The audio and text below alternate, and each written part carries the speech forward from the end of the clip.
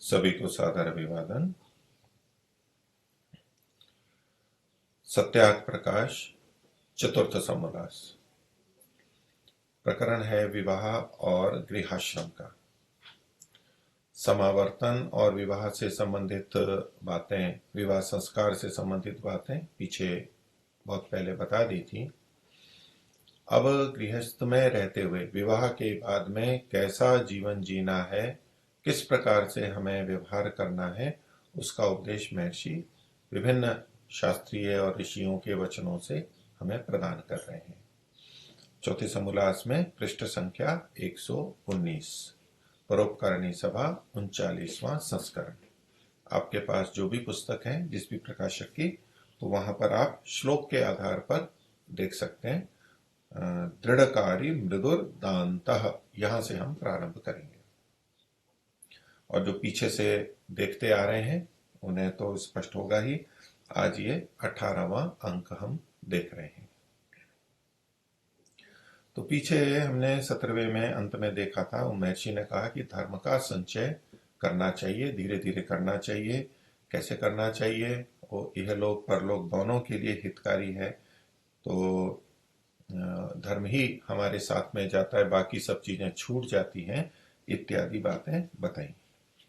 अब उसके बाद में आगे कह रहे हैं कि इसलिए पीछे जो बातें कही गई हैं, तो आगे हमारे को कैसे कैसे जीना चाहिए, उनके और भी अनेक बिंदु, अनेक गुण बताए जा रहे हैं। क्योंकि पीछे जो है परमात्मा की प्राप्ति धर्म के द्वारा ही हो सकती है, ये कथन किया गया कि धर्म ही शीघ्र प्राप्त कराता है। तो यहाँ जिस धर्म की बात कही जा रही है वो योग और अध्यात्म से भिन्न नहीं है, वो उससे उसी से जुड़ा हुआ है। और धर्म शब्द अधिक व्यापक है, जिसमें अन्य चीजें भी आती हैं, और समस्त योगाभ्यास, यम नियम, वो सब भी उसी के अंतर्गत आ जाते हैं। इसलिए जहाँ इस धर्म से ईश्वर की प्राप्ति कही जा रही है, तो इसका ये अभिप्राय नहीं है कि योग और योगाभ्यास को छोड़ करके और अन्य धार्मिक कृत्यों को करने मात्र से हमारी मुक्ति हो जाएगी, ईश्वर की प्राप्ति हो जाएगी। तो धर्म तो वो बहुत व्यापक रूप से गृहीत है, सब अच्छी चीजें उसके अंतर्गत आ जाती हैं। तो इसके लिए अब हमें क्या करना है, कैसा व्यवहार करना है, तो उसको आगे बता रहे हैं कि गृहस्थी को ऐसा व्रत धारण करना चाहिए। और इस प्रकार का व्रत अगर धारण करता है तो लाभ क्या होगा, वो सब चीजें बता रहे हैं। तो पहला श्लोक है, यहाँ पर दो यहाँ पर दिए गए हैं, 3 श्लोक दिए गए हैं, तीनों मनुस्मृति के हैं, तो चौथे अध्याय के श्लोक हैं ये। तो कहते हैं दृढ़कारी मृदुर्दान्तः क्रूराचारैर असंवसन अहिंस्रो दमदानाभ्याम जयेत स्वर्गम तथा व्रतः। तो कौन व्यक्ति स्वर्ग को जीत लेता है, यानी स्वर्ग को प्राप्त कर लेता है, तो इस प्रकार के व्रत वाला व्यक्ति स्वर्ग को प्राप्त कर लेता है। स्वर्ग सुख विशेष को कहते हैं। तो इहलोक में और परलोक में विशेष प्रकार के सुखों को कौन प्राप्त कर पाता है, वो यहाँ पर बताया गया है। देखिए, धर्म के बारे में जो महर्षि ने बहुत सारी बातें बताई हैं, उसको देख के पढ़ के अनेक बार व्यक्ति के मन में ये आता है कि ये तो बहुत कठिन है, इससे बहुत कष्ट होगा। चाहते तो हम सुख हैं, सुख सभी चाहते हैं, और उसके लिए तात्कालिक जो भी उपाय होते हैं उसको अपनाते हैं। पर वास्तविकता ये होती है कि उन साधनों के पीछे चलते हुए हम दुख सागर में पहुंच जाते हैं, बड़े कष्ट जीवन में आते हैं। तो वो कष्ट ना आए, हमारा जीवन अच्छा चले, कम से कम कष्ट आए और परजन्म में भी हमारे लिए हितकारी हो, वो हमारी सुख की जो कामना है वो पूरी हो, उसके लिए ये सारे विधि विधान हैं। तो इनके करने में जो कष्ट है वो तो बहुत थोड़ा सा है, इनके न करने में जो हमें सुख दिखाई देता है वो बहुत थोड़ा सा सुख है। तो इनके न करने में जो हम थोड़े से कष्टों से बचना चाहते हैं, लेकिन आगे चल करके भयंकर कष्टों में डूब जाते हैं, स्वर्ग की विशेष सुख की प्राप्ति तो होती ही नहीं है, दुखी हो जाते हैं। और इनके करने में जो थोड़ा कष्ट है, श्रम है, उसको यदि हम प्रसन्नता से कर लेते हैं तो वो कष्ट कष्ट नहीं रहते, और आगे तो विशेष स्वर्ग की प्राप्ति, विशेष सुख की प्राप्ति होती ही है। उसे ध्यान में रखते हुए हमें इसे समझना है। इसको बोझ के रूप में नहीं लेना है कि बहुत सारी बातें बताई जा रही हैं, ये भी वो भी वो भी, न जाने क्या क्या करना पड़ेगा, तो ये तो बड़ा झंझट है, इससे तो हम जैसे हैं वैसे ही ठीक है। ऐसा नहीं, पूरा देखेंगे अभी का और दीर्घकाल का, इस जन्म के अंत तक का और अगले जन्मों का भी, उन सबको ध्यान में रखते हुए ये बातें लिखी गई हैं। ऋषि या महर्षि दयानंद हमें कभी कष्ट नहीं देना चाहते कि हम दुखी हों, इसके लिए कोई विधान नहीं कर रहे हैं, हमारे सुख के लिए ही कर रहे हैं। इसलिए हमें इसको अपने लिए हितकारी दृष्टि से और दुख को दूर करने वाला और सुख की प्राप्ति करने वाला मानते हुए ध्यान देना होता है। तो किस व्रत वाला शीघ्र ही स्वर्ग को प्राप्त कर लेता है, स्वर्ग को जीत लेता है? तो कहा दृढ़कारी। तो करने में, किसी कार्य को करने में बड़ा दृढ़ होता है कि जो संकल्प लिया है अच्छे कार्य का, उसे अवश्य करना है, बड़ा दृढ़ रहता है, अडिग रहता है, हटता नहीं है। आगे कहा मृदुर दांत, मृदु स्वभाव में मृदु होना चाहिए। महर्षि इसके लिए अर्थ करते हैं कोमल स्वभाव। स्वभाव में, बातचीत में, व्यवहार में वो कोमल होता है, कठोर नहीं होता है। तो यहां एक तरफ दृढ़ कहा गया, एक तरफ मृदु कहा गया, तो ये दोनों ही गुण अलग अलग हैं, ये परस्पर विरुद्ध नहीं है। तो क्योंकि अनेक बार लोक में जो बहुत कठोर होता है, मृदु का विपरीत होता है कठोर, और जो अपने काम में, निश्चयों में बड़ा कठोर होता है, यानी होता तो दृढ़ है लेकिन लोग उसको बड़ा कठोर कहते हैं कि ये तो बदलता ही नहीं है, अपनी ही जगह अड़ा रहता है, बड़ा कठोर है, इसको मनाना बहुत कठिन है, इसको झुकाना बड़ा कठिन है, तो बहुत कठोर है, दृढ़ है। तो दृढ़ अच्छे अर्थ में होता है, उसको कठोर कह देते हैं, और उस कह देते हैं बड़ा कठोर व्यक्ति है। तो ऐसे में लगता है कि यदि कठोर है तो मृदु कैसे होगा? तो वास्तव में ये कठोरता निंदित अर्थ में नहीं है, दृढ़ता है, निश्चय की दृढ़ता है, अडिगता है, अपने अच्छे कार्यों में लगे रहना है। तो उसका इस मृदुता से, कोमल स्वभाव से कोई विरोध नहीं है। अपने कर्तव्य कर्मों के प्रति दृढ़ रहते हुए, अपने लक्ष्यों के प्रति दृढ़ रहते हुए भी हम अपने साथ के रहने वालों, परिजनों, इष्ट मित्रों से कोमल व्यवहार रख सकते हैं, दोनों में कोई विरोध नहीं है। तो दृढ़ता यानी कठोरता और मृदुता, नरमाई, इन दोनों में कोई विरोध नहीं है। कई व्यक्ति होते हैं, कोई निश्चय करते हैं, फिर कोई दूसरा कहता है तो फिर झुक जाते हैं, फिर बदल जाते हैं और इधर उधर ही झूलते रहते हैं, कहते हैं ये बड़ा अदृढ़ व्यक्ति है, बड़ा मृदु व्यक्ति है। कोई भी थोड़ा सा झुकाता है उधर ही झुक जाता है, तो वहां ये दोष के रूप में होता है, ऐसा मृदुपन दोष के रूप में है। तो कठोरता और मृदुता कहीं दोष के रूप में है, कहीं गुण के रूप में है। यहाँ पर ये दोनों गुण के रूप में है, और जब गुण के रूप में है तो इनमें आपस में कोई विरोध नहीं है। तो दृढ़कारी होते हुए भी व्यवहार में कोमल स्वभाव वाला होना होता है, क्योंकि कोमल स्वभाव वाले यदि नहीं होते हैं तो आपसी सौमनस्य और आपसी सौहार्द और सहयोग वो कम हो जाता है। सब हमारे से परेशान हो जाते हैं, हमारे से दूर रहते हैं, जैसे तैसे थोड़ा सहयोग करते हैं, तो हमारी और दूसरों की भी प्रगति इसमें कम होती है। तो मृदु वो सभी चाहते हैं, कोई भी कठोरता में व्यवहार करे तो दुख कोई भी नहीं चाहता है। मृदु स्वभाव वाला हो, ऐसा जिसका व्रत है कि मैं मृदु स्वभाव से रहूंगा। फिर है दांतः। दांतः का मतलब है कि जो अपनी इंद्रियों पे नियंत्रण रखता है। ये इंद्रियों पे नियंत्रण को महर्षि ने यहाँ लिखा जितेंद्रिय होता है, ये दांत का अर्थ हुआ, वो नियंत्रित रखता है। मृदुर दांत क्रूराचारी असंवसन। क्रूर आचार वालों के साथ में, क्रूर यानी बड़ा हिंसक या कठोर जो आचरण करते हैं, व्यवहार करते हैं, चाहे अपने परिवार वालों से या अन्यों से, सेवकों से, अन्य जनता से, ऐसा जो आचरण करते हैं उनके साथ में न रहता हुआ, असंवसन, वसन मतलब रहता हुआ, संवसन अच्छी प्रकार से रहता हुआ, तो उनके साथ में असंवसन न रहता हुआ, अर्थात जो क्रूर लोगों की संगति नहीं करता है। ये भी एक व्रत है, मैं क्रूर लोगों के साथ में नहीं रहूंगा, उनका साथ नहीं दूंगा, उनके साथ भी नहीं रहूंगा। उनके उनका साथ भले ही ना दें, लेकिन अगर साथ रह रहे हैं तो भी हम दोष के भागी बनते हैं, हम भी प्रभावित होते हैं और दूसरे भी प्रभावित होते हैं, और उन गलत व्यक्तियों का समर्थन होता है कि देखो ये अच्छा व्यक्ति भी इनके साथ है तो ये अच्छे हैं, ऐसा कोई सोच सकता है। तो क्रूर आचार वालों के साथ न रहता हुआ। अहिंसः, अहिंस्रः, हिंसक जो नहीं है, हिंसा नहीं करता है। तो हिंसा का अभिप्राय होता है कि अन्याय पूर्वक दूसरों को कष्ट न देने वाला। जो अन्याय पूर्वक कष्ट देता है वो हिंसक होता है। अनेक बार हिंसा का मतलब हम दूसरों को दुख या कष्ट देने वाला बस इतना ही मान लेते हैं। तो अगर ऐसा ही मानेंगे तो कहीं सही जगह पे हमें कहीं व्यवहार करना होता है, अपने कर्तव्य का पालन करना होता है, और ऐसे में दूसरे को दुख कष्ट हो जाता है तो हम फिर डरते हैं कि देखो इससे तो हिंसा हो गई, दूसरा दुखी हो गया। तो हिंसा का अभिप्राय वही लेंगे कि अन्यायपूर्वक कष्ट देना। और यदि हम न्यायपूर्वक कहीं कष्ट दे रहे हैं तो वो तो अहिंसा के अंदर ही आएगा। उससे तो उसकी और समाज की हानि नहीं होती है, बल्कि अच्छा है।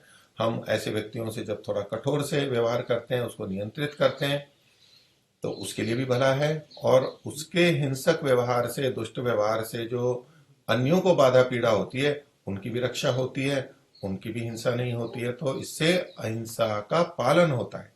इसलिए हमें अहिंसक, अहिंसक मतलब न्याय पूर्वक व्यवहार करना, पीड़ा न देना, अन्याय पूर्वक पीड़ा न देना, तो अहिंसः। आगे कहा दम दानाभ्याम, तो दम भी होना चाहिए और दान भी होना चाहिए। दम का मतलब है मन का नियंत्रण। पीछे महर्षि दयानंद ने उसमें लिखा भी है कि मन को जीतना, मन को जीतना। हिंसक के लिए, क्रूराचार के लिए महर्षि ने लिखा हिंसक क्रूर दुष्टाचारी पुरुषों से पृथक रहने वाला धर्मात्मा, और मन को जीत करके, ये दम है, मन को जीतना। एक ऊपर था दांत और दूसरा है यहां पर दम। दांत और दम एक जैसे शब्द हैं, लेकिन इसमें दांत में तो जितेंद्रियता है, अपने ज्ञानेन्द्रियों का नियंत्रण है, और दम के अंदर अपने मन का नियंत्रण बताया गया है। तो ये दांत और दम, ये दो शब्द हैं। तो हमारे प्राचीन शास्त्रों में दम का, दमन का काफी प्रयोग किया जाता है। इंद्रियों पर नियंत्रण करना, जितेंद्रियता, ये सब किया जाता है। और आजकल जो जिस तरह का चिंतन चल रहा है, और बहुत से धर्म के क्षेत्र में भी उसको ले आते हैं, मनोविज्ञान के क्षेत्र में भी, उसमें आता है कि मन का दमन नहीं करना चाहिए। मन का दमन करते हैं उससे बहुत सारे मनोरोग होते हैं, और वो भावनाएं दबती जाती हैं, बाद में विस्फोट के रूप में उभरती हैं और ज्वालामुखी की तरह फटती हैं और बहुत अधिक हानि करती हैं। इसलिए आजकल दम का या मन को का दमन का निषेध किया जाता है। लेकिन हमारे यहाँ सारी परंपरा में ये दम, जितेंद्रियता और मन का नियंत्रण ये कहा जाता है। तो देखिए यहाँ जिस तरह का दमन है, वो दमन ऐसा नहीं है जैसा कि आज समझ लिया जाता है और जिसकी आलोचना होती है, कि अंदर से तो हमारी उन किन्हीं कार्यों की इच्छा कर रही है, और बाहर से रीति रिवाज के कारण, शिष्टाचार के कारण, सामाजिक दबाव के कारण से या अन्य कारणों से हम उसको रोकते रहते हैं। ये जो दमन है, इसमें ये जो यहां पर कहा गया है, ये समझ पूर्वक रोकने की बात है। ये मन का नियंत्रण योग है, और वो समझ पूर्वक होता है, विवेक पूर्वक होता है। उस तरह से इसको नियंत्रित करने की बात है।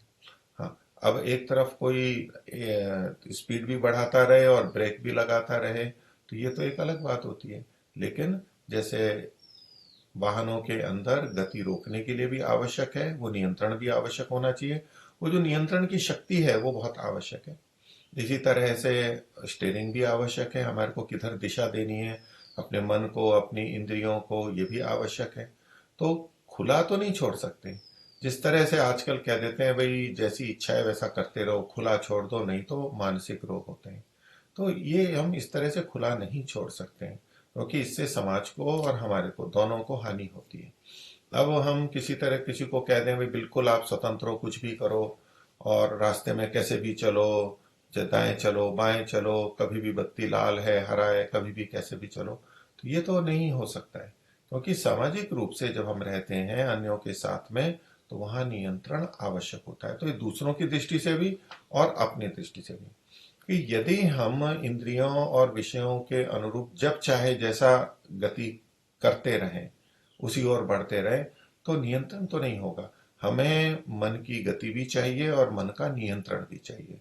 तो ये नियंत्रण की शक्ति है दम, और वो अनेक जगह हमारे लिए आवश्यक होती है। अब कोई मान लीजिए युद्ध में है, कोई महत्वपूर्ण कार्य कर रहा है, वाहन चला रहा है, और अब उसकी इच्छा हो रही है कि मैं तो खाना खाऊंगा, और मैं तो कोई टेलीविजन देखूंगा, मैं तो कोई खेल देखूंगा, और उसका मन इतना उधर बढ़ जाए कि वो अपने को रोक ना सके। तो ऐसे तो बहुत अधिक हानियां होती हैं, कर्तव्यों की हानियां होती हैं, उसके लिए भी हानिकारक है।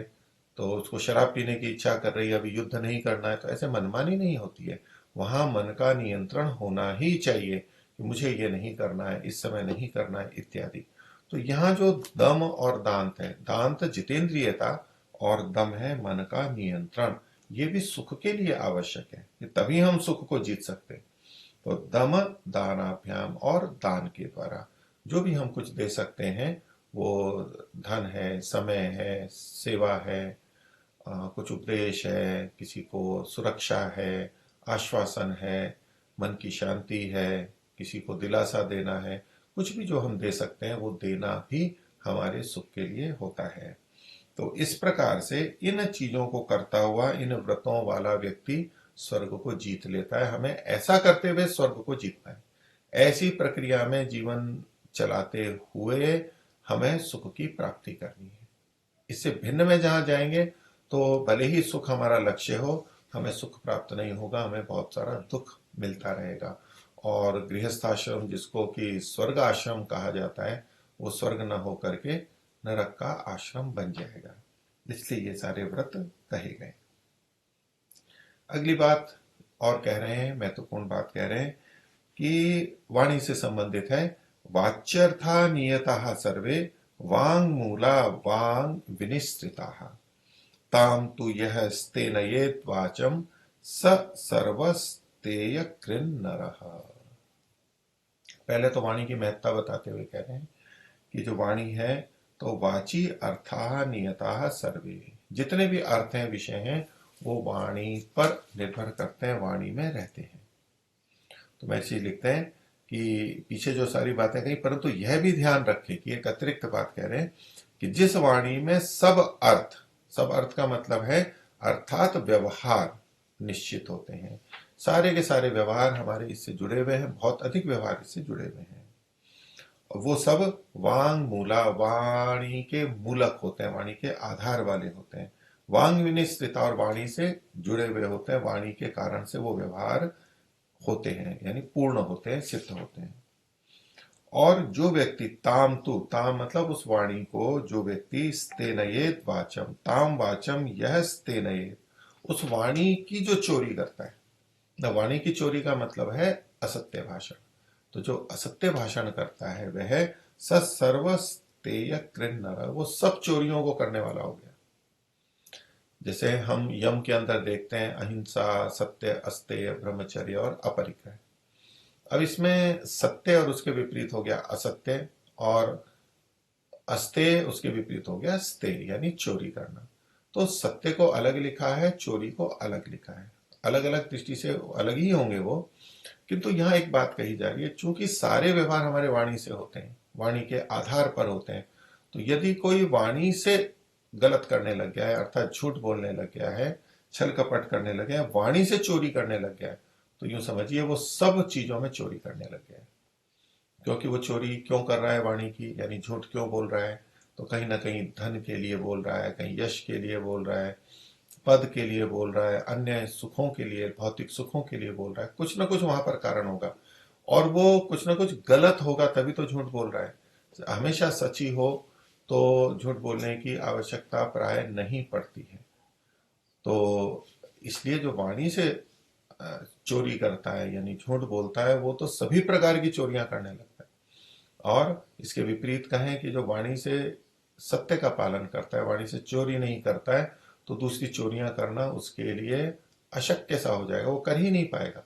करेगा और फिर वैसा ही बोल देगा तो पकड़ा जाएगा, और वो कह भी नहीं सकता है दूसरों को, तो वो छोड़ ही देगा। और जिसने वाणी की चोरी शुरू कर दी है और उसे लगता है कि मैं ऐसे बच जाऊंगा, वो बचता रहता है, तो वो चोरी आदि को बढ़ाता जाता है, बढ़ती जाती है उसकी। इस प्रकार से वो सब तरह की चोरियां करने लग जाता है। तो इसलिए कहा कि अगर जो कोई मिथ्या भाषण करता है, महर्षि ने लिखा, जो वाणी को जो चोरता है अर्थात मिथ्या भाषण करता है, वह सब चोरी आदि पापों का करने वाला होता है। केवल चोरी नहीं, सभी प्रकार के पापों को करने वाला हो जाता है। इसलिए वाणी की चोरी नहीं करें, वाणी से असत्य ना बोले। विशेष रूप से अपने परिवार वालों से तो बिल्कुल भी नहीं करें। बाकी औरों से भी हमें सत्य ही बोलना है, लेकिन अभ्यास के लिए कम से कम अपने परिवार, अपने निकट के और पति पत्नी के बीच में भी झूठ नहीं होना चाहिए। आगे कहते हैं, ये भी मनुस्मृति का श्लोक है, आचारा लभते ह्यायु। हम जो जो चीजें चाहते हैं वो कैसे मिलती है वो बताया जा रहा है। हम आयु चाहते हैं तो कहा कि आचारा लभते ह्यायु, आचार से, आचरण से, धर्म की पालना से आयु मिलती है यानी बढ़ती है। आचाराद ईप्सिता प्रजा, और आचार से ही, आचरण से ही हमें इच्छित संतानों की प्राप्ति होती है। तो अच्छी अच्छी संतान हम चाहते हैं, हमारे पुत्र पुत्री बहुत अच्छे हों, तो वो भी आचरण से होती है, धर्म के आचरण से होती है। आचारात धनम अक्षय्यम, और आचार से हमें, आचरण से हमें धन भी मिलता है, और ऐसा धन जो अक्षय होता है, जो क्षय नहीं होता है, अर्थात क्षीण होने वाला नहीं होता है, अर्थात स्थिर रहता है हमारे पास में। नहीं तो गलत ढंग से कमाया हुआ पैसा और पकड़े जाने पर या अन्य कारणों से वो क्षीण भी हो जाता है, क्योंकि वास्तव में वो तो गलत ढंग से है, हमारा नहीं है। जो हमारा ही है वो हमारे पास स्थिर रहेगा, भविष्य के लिए रहेगा, और कर्माशय भी हमारा उसी तरह अच्छा बनेगा। आचारो हंति अलक्षणम, और ये आचार ही है, आचरण ही है जो कि हमारे अलक्षण को यानी बुरे लक्षणों को, बुरे गुणों को दूर कर देता है। इसका देखिए महर्षि का अर्थ देखते हैं कैसा किया है उन्होंने।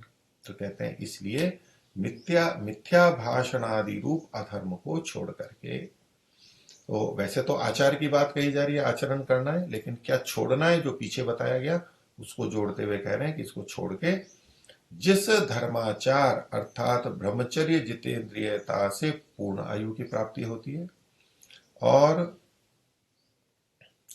जिस धर्माचार से उत्तम प्रजा, और धर्माचार से उत्तम प्रजा, धर्माचार से अक्षय धन को प्राप्त होता, और जो धर्माचार दुष्ट लक्षणों का नाश करता है उसके आचरण को सदा किया करे। तो आचार जो है ये आचरण करने की बात है। तो किसका आचरण होगा? वो धर्म का ही आचरण यहां पर आएगा, अधर्म को छोड़ के धर्म का आचरण। तो जब हम आचार का मतलब धर्म का आचरण कहते हैं कि धर्माचरण से आयु बढ़ती है, प्रजा अच्छी होती है, अक्षय धन की प्राप्ति होती है और दोष दूर होते हैं, ये हमारा श्लोक का अर्थ निकल के आया। तो सामान्यतः हम ये सोचते हैं कि ठीक है, मैं धर्माचरण कर रहा हूं। अब धर्माचरण कैसा? कि मैं, मेरी दिनचर्या अच्छी है, मैं दान देता हूँ, मैं यज्ञ आदि करता हूँ, मैं स्वाध्याय करता हूँ, और मैं ध्यान करता हूँ, मैं ईश्वर को मानता हूँ। ऐसे धर्म के बारे में हम कुछ बातों को, एक सूची को देख लेते हैं, हमारे में है, और फिर भी देखते हैं हमारे में या दूसरों में भी। फिर हमें लगता है कि बस इससे मेरे आयु भी बढ़ जाएगी, यानी रोग भी नहीं होंगे, अच्छी आयु होगी, संतानें अच्छी हो जाएंगी, धन भी अच्छा हो जाएगा, दोष भी हट जाएंगे, गुण आ जाएंगे मेरे अंदर। तो एक सीमा तक होता है, बहुत अधिक मान लो नहीं हो पाता है। तो कहता है, मैं तो जी धर्म का आचरण बहुत समय से करता हूँ, वेद को मानता हूँ, ये करता हूँ, वो करता हूँ, लेकिन मेरे पास तो धन आया नहीं, मेरी तो संतान अच्छी नहीं हुई, और मेरा आयु भी नहीं बढ़ी, मेरी आयु तो कम ही है, इत्यादि इत्यादि, रोग रहते हैं मेरे को। ये तो सारी की सारी बातें। तो देखिए, धर्म का क्षेत्र बहुत बड़ा है, और किस चीज से क्या होगी उनके आपस में संबंध है। अब मान लीजिए कोई वैसे तो किसी को दुख नहीं देता, अर्थात हिंसा नहीं करता है, छल कपट नहीं करता है, इतना तो अच्छा है। वो कहेगा जी मैं तो धर्मात्मा हूं, मैं तो धर्म का आचरण करता हूं, लेकिन रुग्ण रहता है, आयु कम है। अब वो स्वास्थ्य के लिए जो ठीक है, आहार, उचित आहार विहार, ब्रह्मचर्य, व्यायाम, उसको वो कर नहीं रहा है। धर्म के नाम पे कुछ पूजा पाठ कर रहा है, यज्ञ कर रहा है, वेद मंत्रों का जप कर रहा है, ओम का जप कर रहा है इत्यादि, ये तो चल रहा है। और वो अपने को सोच रहा है कि मैं धर्म का आचरण कर रहा हूं, लेकिन स्वास्थ्य से संबंधित जो धर्म है उसका पालन नहीं कर रहा है। तो और दूसरे लोग होंगे जो वैसे तो छल कपट करते होंगे, लेकिन वो व्यायाम आदि करते हैं, अच्छा खान पान करते हैं, स्वास्थ्य का ध्यान रखते हैं और वो स्वस्थ दिखाई देते हैं। ऐसे में हमारे अंदर फिर संदेह भी पैदा होता है और शिथिलता भी आती है, और लगता है कि क्या ठीक है क्या गलत है, बड़ा मानसिक स्थिति उलझ गई। तो देखिए यहाँ पर महर्षि ने जिस तरह से शब्द लिखे हैं उसमें हमें इसका उत्तर समझ में आता है। तो मंत्र इसमें श्लोक में तो कहा था कि आचार लभते ह्यायु, आचार से आयु की प्राप्ति होती है यानी वृद्धि होती है। अब महर्षि क्या लिखते हैं कि जिस धर्माचार, अब केवल धर्माचार नहीं, आचार को तो महर्षि ने धर्माचार कह दिया, वहां तक ठीक है कि भाई धर्म का आचरण, क्योंकि अधर्म का आचरण तो बढ़ाएगा नहीं, वो तो प्रसंग ही नहीं बनेगा, संगति नहीं लगेगी। लेकिन महर्षि कहते हैं कि जिस धर्माचार, अब ये जिस शब्द को अतिरिक्त जोड़ दिया है, हर कोई धर्माचार नहीं, हर किसी धर्माचार से आयु की विशेष वृद्धि होती है ऐसा नहीं हो सकता है, विशेष जिस धर्माचार से। तो धर्माचार के जो अनेक भाग हैं उनमें से जिस से, तो जिस धर्माचार ये करके अर्थात करके क्या लिखते हैं, ब्रह्मचर्य जितेंद्रियता से पूर्ण आयु, तो ब्रह्मचर्य और जितेंद्रियता से आयु की वृद्धि होती है यानी प्राप्ति होती है। तो धर्माचार के बहुत सारे विषय होते हुए भी यहाँ ब्रह्मचर्य और जितेंद्रियता को लिया गया, ये है जिस धर्माचार से। तो धर्माचार के बहुत सारी चीजों में से जिस धर्माचार से आयु की वृद्धि होती है उससे होगी। अब धर्माचार के दूसरे अंशों को कोई पालन कर रहा है लेकिन इनका पालन नहीं कर रहा है, तो आयु की वृद्धि नहीं होगी, उसमें न्यूनता रह जाएगी। इसलिए महर्षि ने जो कहा जिस धर्माचार अर्थात ब्रह्मचर्य जितेंद्रियता से, और ये जो आयु की वृद्धि है वो कैसे, पूर्ण आयु की प्राप्ति है। ये आयु की वृद्धि असामान्य रूप से, अप्राकृतिक रूप से बढ़ जाए ऐसा नहीं है। जो पूर्ण आयु होती है, शतायु है या अथवा 400 की है, उतनी बस उस पूर्ण आयु की प्राप्ति होती है, नहीं तो कम हो जाएगी। आगे कहते हैं धर्माचार से उत्तम प्रजा, उत्तम प्रजा की प्राप्ति होती है। तो सामान्यतः तो हम यूं कहेंगे कि भाई हम अच्छा आचरण करते हैं तो हमारी संतानों पर भी प्रभाव आएगा, हमारे आचरण को देख के वो भी अच्छा करेंगे तो हमारे को उत्तम प्रजा की प्राप्ति होगी। लेकिन व्यवहार में हमें कई बार विपरीत भी देखने को मिलता है। बहुत अच्छे धार्मिक माता पिता होते हैं लेकिन संतान उत्तम नहीं हो पाती है उनकी। तो महर्षि का जो पीछे जिस धर्माचार है, इस जिस शब्द को यहाँ पर भी हमें लेना चाहिए कि जिस धर्माचार से उत्तम प्रजा होती है। तो उत्तम प्रजा के लिए जो जो चीजें आवश्यक हैं वो भी हमें इसमें लेनी चाहिए, उसको हमें विशेष रूप से लेना चाहिए। आगे कहा धर्माचार से अक्षय धन को प्राप्त होता है। तो व्यक्ति देखेगा मैं तो बहुत यम नियम का पालन करता हूँ, धर्माचार करता हूँ, लेकिन मेरे पास तो बहुत कम धन है। तो यहाँ अभिप्राय कि जिस धर्माचार से अक्षय धन की प्राप्ति होती है वो तो विशेष करना होगा। अब वो पुरुषार्थ नहीं कर रहा है, बुद्धिपूर्वक पुरुषार्थ नहीं कर रहा है, जान नहीं रहा है, ठीक से समझ नहीं रहा है, और बाकी चीजें तो अच्छी हैं, बाकी रूप से धर्मात्मा है, धर्म का आचरण कर रहा है, लेकिन धन की प्राप्ति के लिए जो पुरुषार्थ है वो नहीं कर रहा है। और फिर कहेगा कि जी मैं तो धर्माचार कर रहा हूं फिर भी मेरे को धन की प्राप्ति नहीं हो रही है। तो इसलिए यहां पर भी जिसका ग्रहण करना चाहिए। तो जिस धर्माचार, यहां जिस नहीं लिखा है तो भी जिसको ले लेंगे, जिस धर्माचार से उत्तम प्रजा और जिस धर्माचार से अक्षय धन को प्राप्त होता है। और जो धर्माचार दुष्ट लक्षणों का नाश करता है। तो धर्माचार, जो धर्माचार विशेष रूप से, नहीं तो सभी धर्माचार दुष्ट लक्षणों का नाश तो करेगा ही, क्योंकि हम जो अच्छा करेंगे तो दुष्ट चीजों की हानि होगी, वो हटेंगे। लेकिन फिर भी उसमें जो विशेष धर्माचार से जिस विशेष दोष की का निवारण होता है उसको करने से उसके आचरण को सदा किया करे, हमें ये विशेष प्रयत्न करना चाहिए, उस धर्माचार को करना चाहिए। तो धर्म के बहुत सारे लक्षण, बहुत सारे क्षेत्र हैं, जो व्यक्ति उनमें से जिस भाग का पालन करता है उसको उससे संबंधित लाभ होता है। थोड़ा सा करें और सब जगह लाभ हो जाए ऐसा नहीं हो पाता। तो गृहस्थ में सुखी रहने के लिए धर्म का आचरण हमें आवश्यक है। अब यहाँ देखिए, आयु बढ़ाने के लिए ब्रह्मचर्य और जितेंद्रियता की बात कही है। तो ये ब्रह्मचर्य जितेंद्रियता समझ पूर्वक है। यहाँ वही दम वाली बात के संदर्भ में भी हम देख सकते हैं।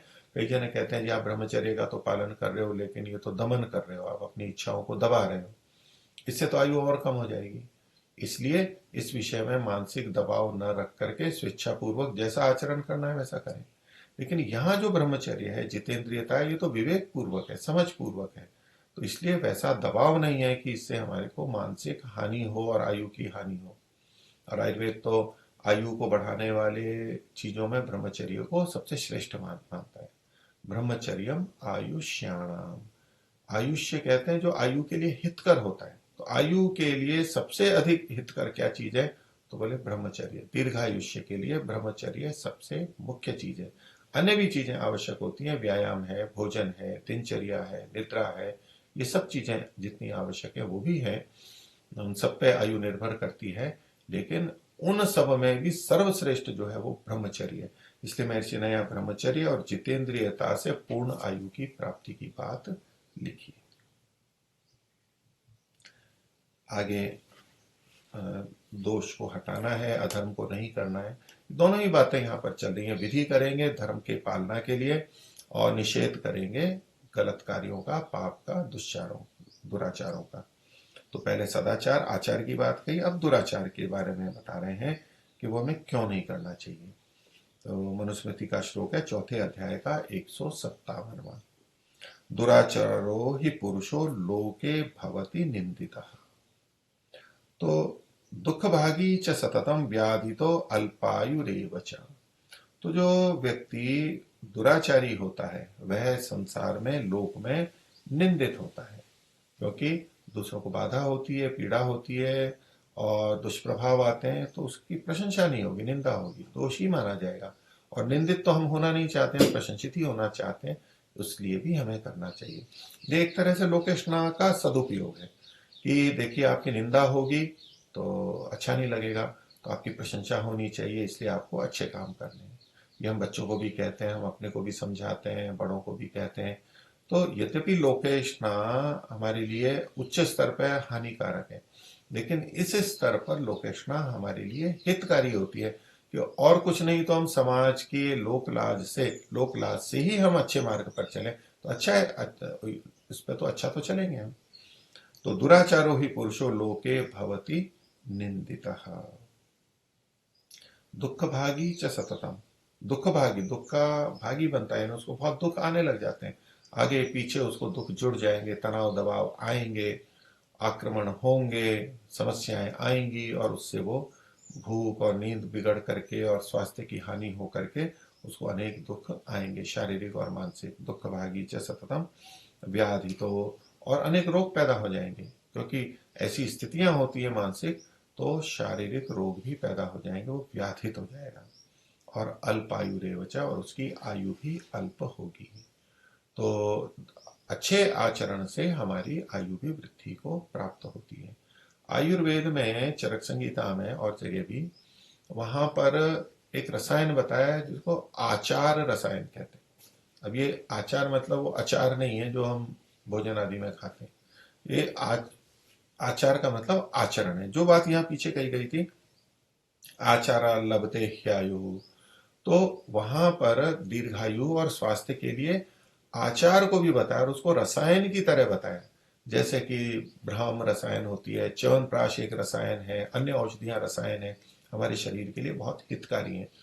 तो ये जो आचरण है वो भी हमारे आयु और हमारे स्वास्थ्य के लिए आवश्यक होता है।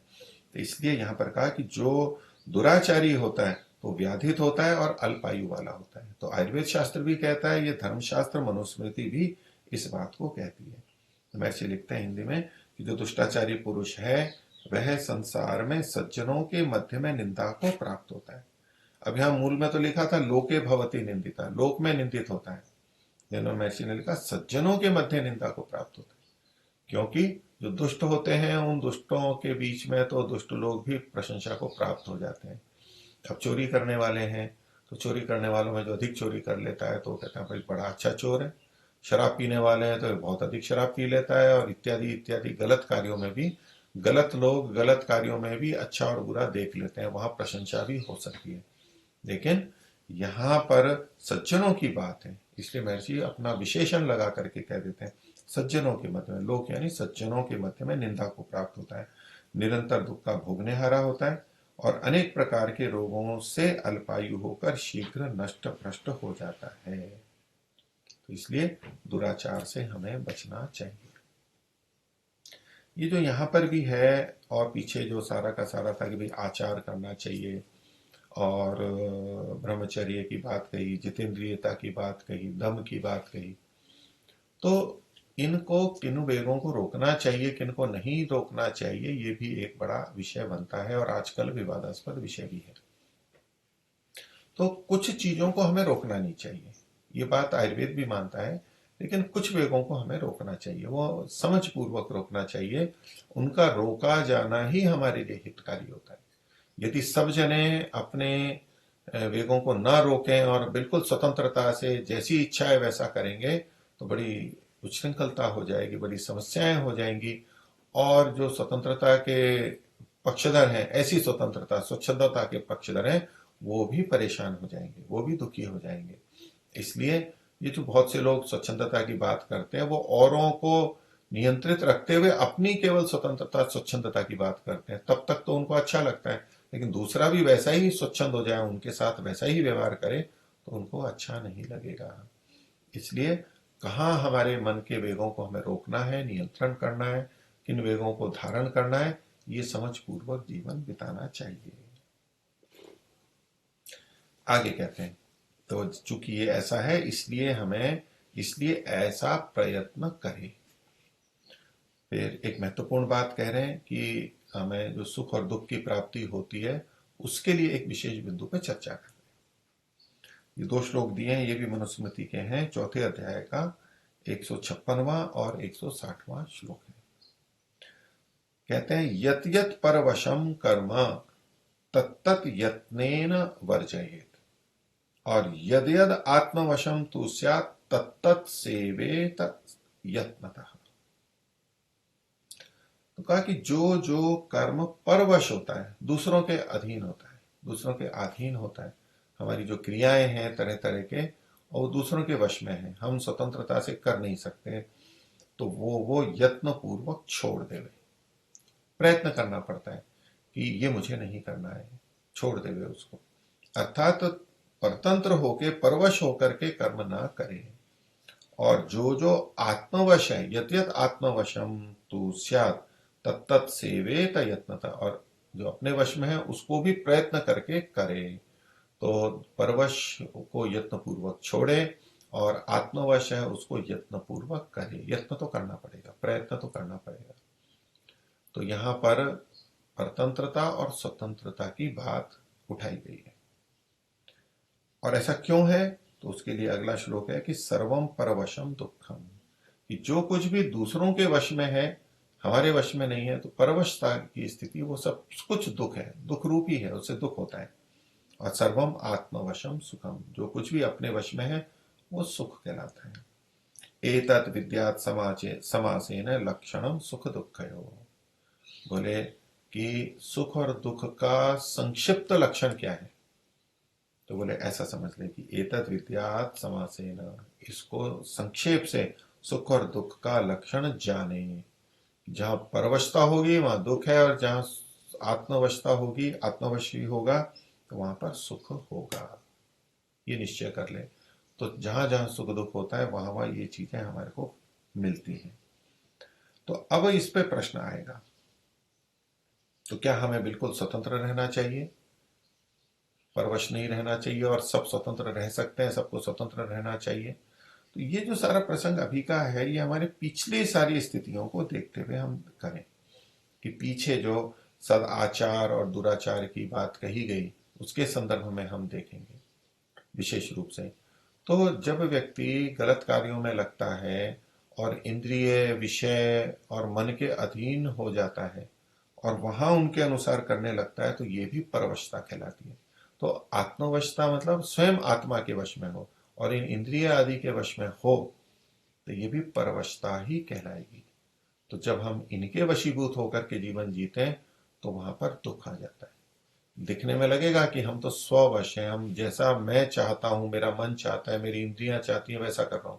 लेकिन वास्तव में वहां हम परवश हो चुके हैं, हमारा अपना नियंत्रण नहीं रहा उन पे। गलत मानते हुए भी हम उसी को करते चले जाते हैं, तो ये परवशता ही तो हुई है।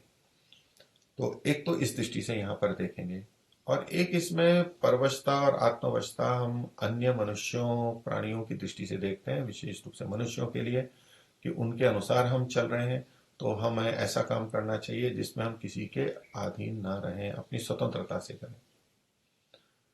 और क्या कोई जो दूसरों के वश में रह के कार्य करता है, बड़ी बड़ी कंपनियां होती हैं या संगठन है, सरकार के हैं, सेना के अंदर है, पुलिस में है, कहीं ना कहीं संगठन होते हैं, उसके नीचे उन ऊपर वालों के निर्देशानुसार हमें करना होता है। हम उनसे के साथ उसी तरह जुड़ते हैं, वही हम निश्चय करके उनके साथ जुड़ते हैं और कार्यों को करते हैं। तो ऐसे में क्या करना चाहिए, तो ये एक विचारणीय बिंदु आता है। तो पहले इन दोनों श्लोकों का अर्थ महर्षि का देखते हैं और उसके बाद की उनकी टिप्पणियों को भी देखते हैं।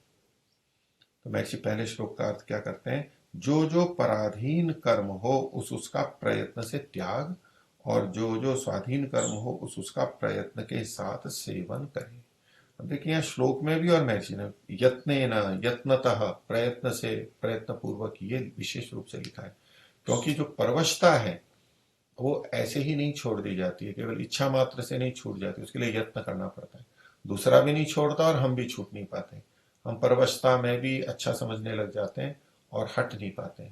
इसी तरह से अपने वश में आना, अपने को अपने ही वश में रहना, आत्मवश रहना, ये भी ऐसे ही संभव नहीं हो जाता है। हम चाहते हैं कि हम स्वतंत्र रहें, लेकिन स्वतंत्रता का जो वास्तविक अर्थ है वो स्वतंत्रता लाने के लिए हमें यत्न करना पड़ता है। नहीं तो हम स्वतंत्रता के नाम से परतंत्रता ही ग्रहण कर लेते हैं और दुखी होते रहते हैं। सोचते हैं हम स्वतंत्र हैं लेकिन हम परतंत्र हो जाते हैं। तो इसलिए ये यत्न पूर्वक किया जाता है। दूसरे श्लोक के लिए महर्षि लिखते हैं, क्योंकि जो जो पराधीनता है वह वह सब दुख, और जो जो स्वाधीनता है वह वह सब सुख है। अब हम इस जीवन में हैं, शरीर धारण कर रखा है, प्रकृति के बंधन में है, ये भी परतंत्रता है हमारी, तो यहाँ पर दुख भी होता है। और मुक्ति में जब रहेंगे तब शरीर आदि का बंधन नहीं रहेगा, हम स्वतंत्र रहेंगे, तो ये सुख है, विशेष प्रकार का सुख है। तो वह वह सुख, और यही संक्षेप से सुख और दुख का लक्षण जानना चाहिए। तो इससे ये निकल करके आने लगे कि हमें दूसरों के वश में नहीं रहना चाहिए। अब प्रसंग है विवाह का। श्लोक ये महर्षि ने दो दे दिए हैं। अब उसको विवाह के प्रसंग के अनुसार या गृहाश्रम के प्रसंग के अनुसार ये लागू करें कि पति और पत्नी को स्वतंत्र रहना चाहिए, दूसरे के वश में नहीं रहना चाहिए। जैसी इच्छा पति की है वो वैसा करे, और जैसी इच्छा पत्नी की है वो वैसा करे, क्योंकि यहाँ लिखा हुआ है। और दूसरे के वश में, दूसरे के अनुसार करेंगे तो दुख होगा, दूसरे के अनुसार करेंगे तो परवशता कहलाएगी और दुख भी आ जाएगा वहां पर। तो फिर तो हम गृहस्थ में बिल्कुल स्वच्छंद रहेंगे, ऐसा कोई अर्थ निकाल सकता है। तो इसलिए महर्षि ने विशेष रूप से उसके बाद में ये विवरण दिया है।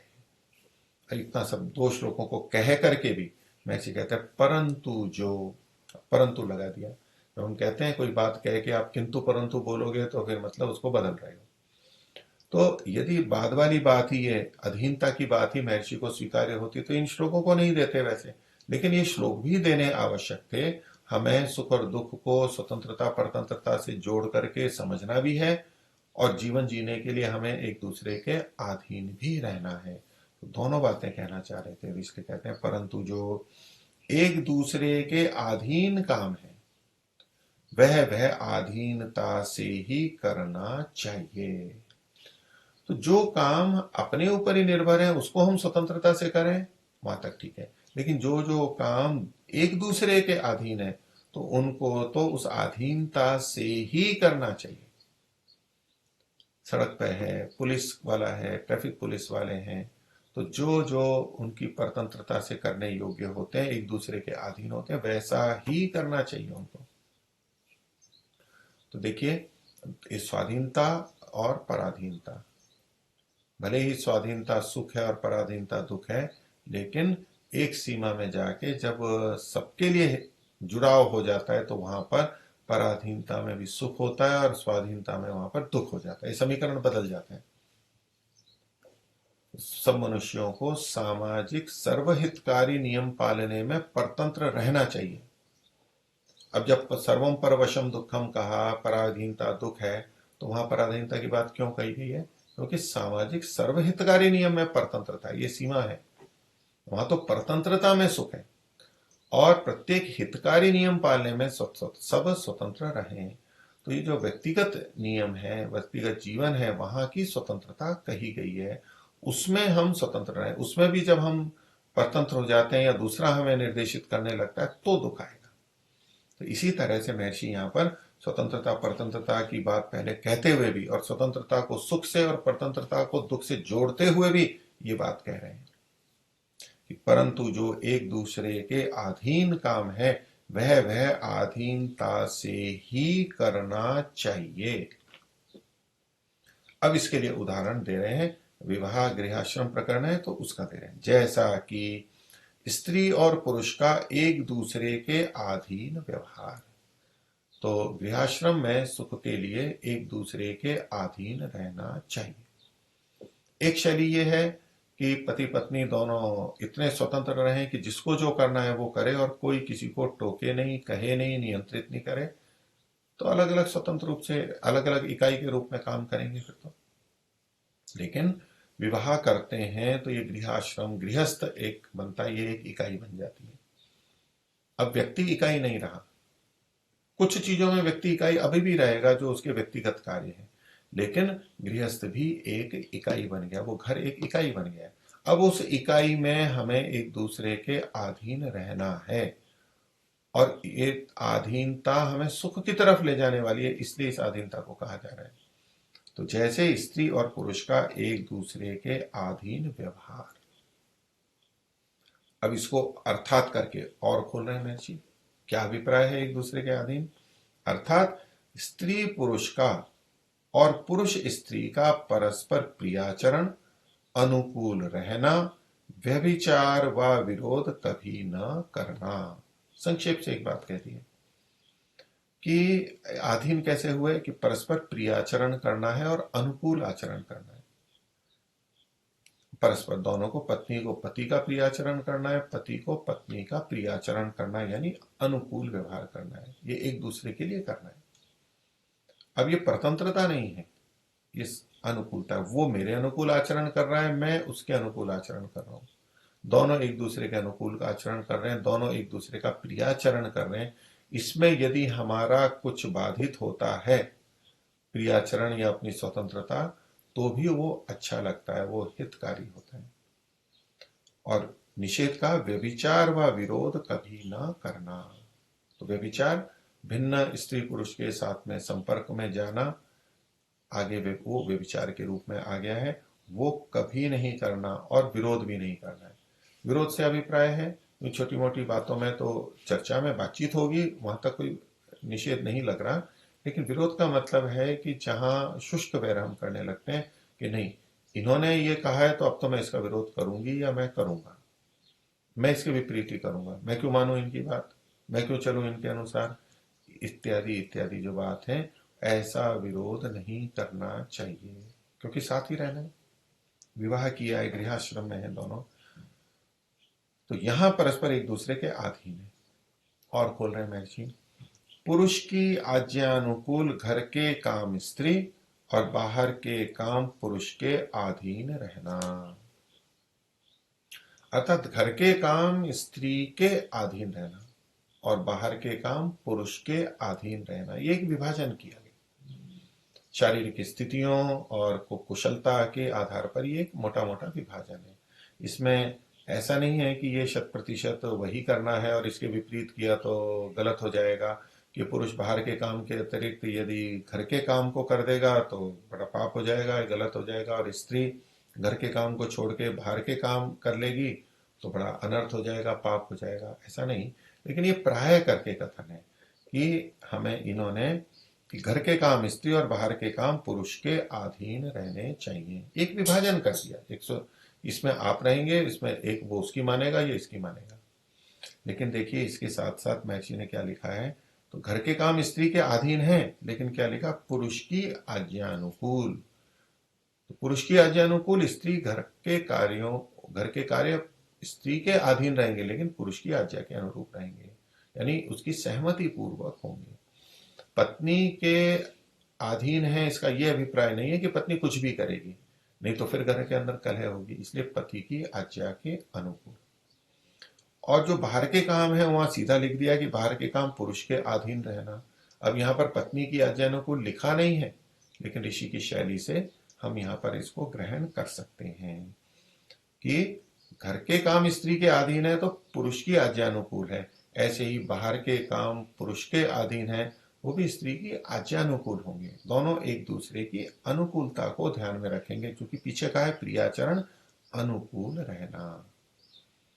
तो दोनों एक दूसरे को ध्यान में रखते हुए करेंगे। कार्य करने में कुछ भिन्नता है, लेकिन सहमति या अनुमति तो दोनों की दोनों तरफ होनी चाहिए। अब ये जो अंदर के काम और बाहर के काम है, ये क्या होते हैं? तो कई जने इसका ये अर्थ लेते हैं कि बाहर के काम पुरुष के हैं, यानी कमाने का काम पुरुष का है, और घर के काम स्त्री के हैं, तो घर के काम में आ गया चौका चूल्हे का काम, कपड़े धोना, सफाई करना इत्यादि, या पशु हैं तो उनको पालना करना, जो भी है घर के कार्य, वो स्त्री के लिए है। और इससे कई जने ये अर्थ निकालते हैं महर्षि के वचन से कि स्त्रियों को घर के काम का ही विधान है, उनको बाहर के काम नहीं करनी चाहिए, यानी उनको कमाना नहीं चाहिए, बाहर कमाने नहीं जाना चाहिए। और पुरुष को घर के काम नहीं करने चाहिए, पुरुष तो केवल कमाने के लिए है। तो घर में आकर के वो कभी बनाना भी हो तो नहीं बनाएगा, उसको अपना अपमान लगता है, ऐसा हमारे समाज में देखा भी जाता है।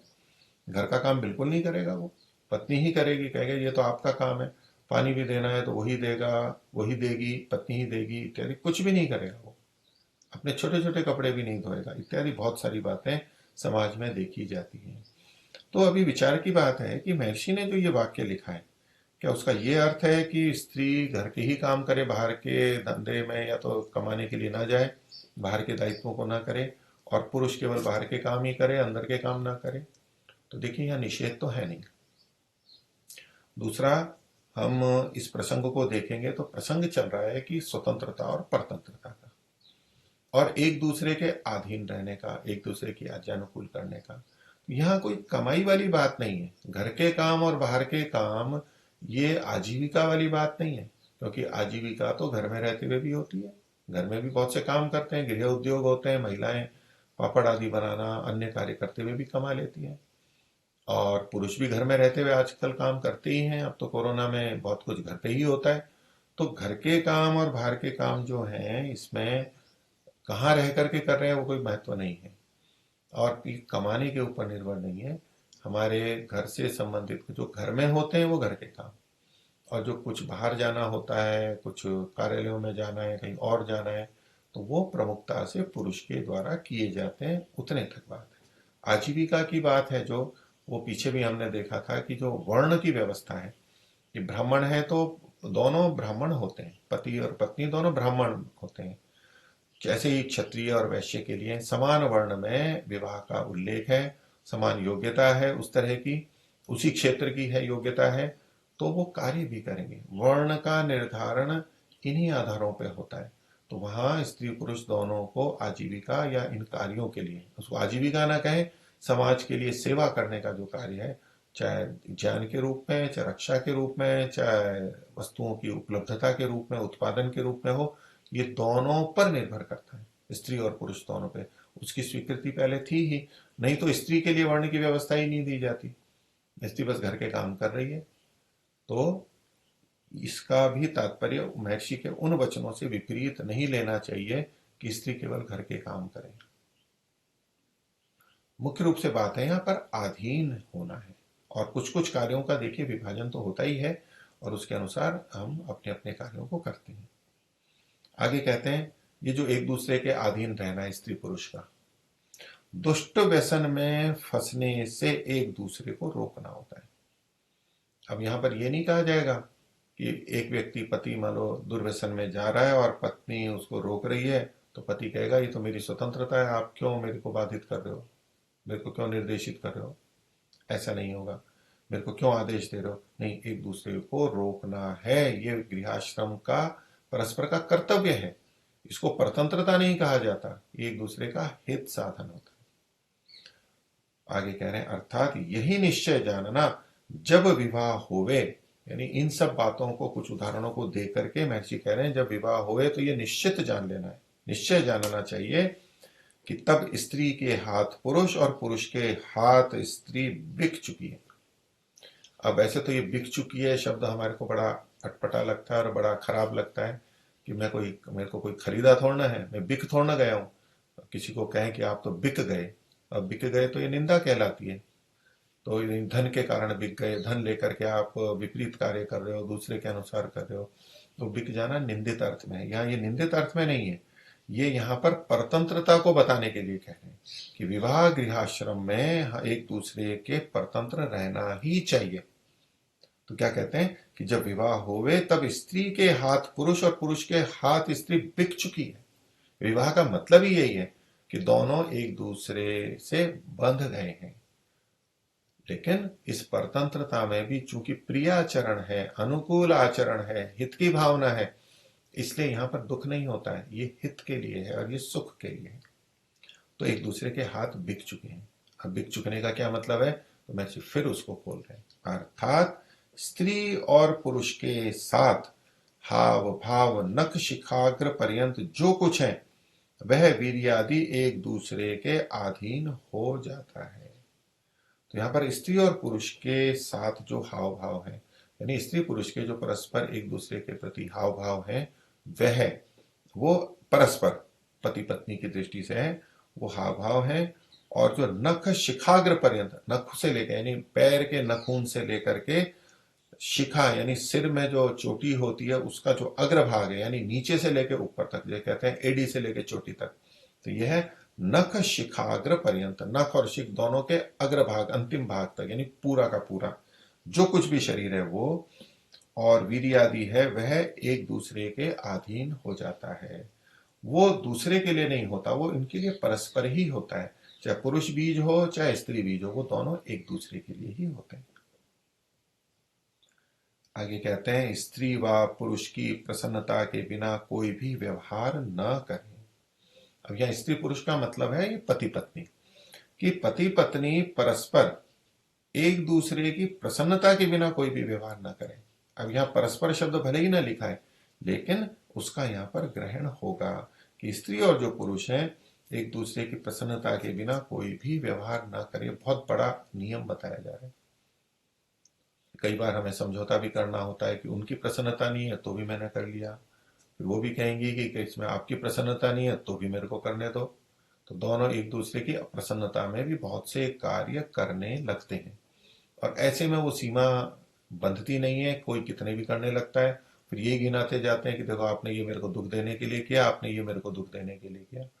तो विवाह में गृहस्थाश्रम में ये बात बड़ी महत्वपूर्ण कही जा रही है कि एक दूसरे की प्रसन्नता के बिना कोई व्यवहार न करें। हमें लगता है कि कई बार ये तो अच्छी बात है और ये पति या पत्नी मना कर रहे हैं, अब यहाँ पर उनकी तो प्रसन्नता नहीं है तो फिर भी क्या, अच्छा है तो मुझे कर लेना चाहिए। तो ऐसा भी किया जाता है। ये अति में कभी बहुत अधिक दूसरे के द्वारा बाधा हो तो कर सकते हैं, लेकिन सामान्यतः कुछ बातों में कोई अंतर नहीं पड़ता है कि हमको उसको ऐसा कर लें ऐसा कर लें, छोटी मोटी बातें होती हैं, लेकिन हमें प्रसन्नता का ध्यान रखना चाहिए।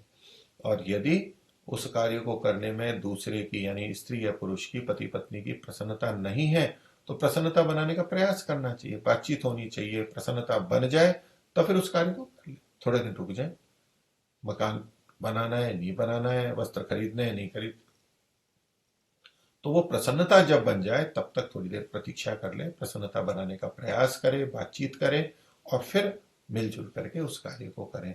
नहीं तो ऐसे ही तो विरोध खड़े हो जाते हैं। छोटे छोटी चीजों में ऐसा होते हुए, दूसरे की प्रसन्नता का ध्यान न रखते हुए भी जब हम कार्यों को करते हैं तो बातें मन में बैठती जाती हैं।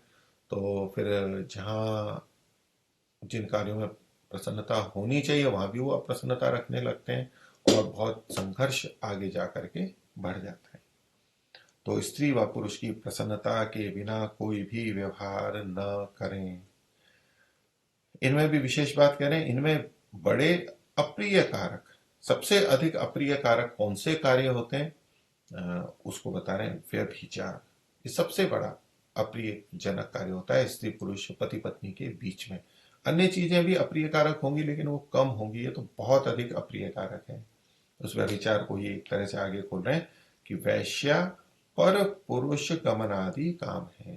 तो पुरुष के लिए है, पति के लिए वो वैश्यागमन करता है, यानी पर स्त्री के साथ जाता है या वैश्या के साथ जाता है, और स्त्री है वो पर पुरुष के साथ में गमन करने लगती है। तो ये अत्यंत यानी सबसे बड़े अप्रिय कारक तत्व है। तो इनको दोनों छोड़ करके, दोनों ही इन बातों से छोड़ के रखें, दोनों इससे रहित रहें।